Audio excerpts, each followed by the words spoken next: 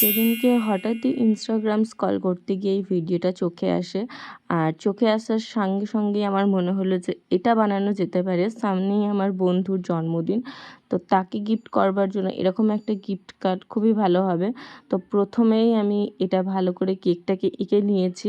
তারপরে এটা কাটার সময় দ্বিতীয়বার আমি আর ভিডিওটা দেখিনি। এইখানে কাটার জায়গাটা আমি করে ফেলেছি ভুল। তোমরা এই ভুলটা অন্তত করো না। ছবিটা দেখে কাটার চেষ্টা করো, তাহলে হয়তো জিনিসটা আরও সুন্দর হবে। লাস্টে আমি গোঁজামিল দিয়ে ঠিকও করে নিয়েছি। আমি করব আর তাতে কোনো ভুল হবে না, এটা হতে পারে? তো এইখানে এই কাগজটাকে কেটে নিয়েছি। এরপর ওই কেকের ভিতরে স্লাইসটা করে নেবো, যাতে দেখে মনে হয় যে কেকেরই কাটা অংশটা বাইরে বেরিয়ে আসছে।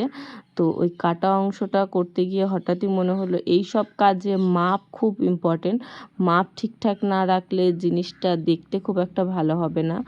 তো এখানে কেকের স্লাইসটা করা তো হয়ে গেছে। এরপরে এর ভিতরে যে হ্যাপি বার্থডে জিনিসটা লিখবো সেটাকে যাতে একটু দেখতে ভালো লাগে, তো আমি ওরই মধ্যে একটুখানি ওই পিঙ্ক কালারটা দিয়ে নিয়েছি।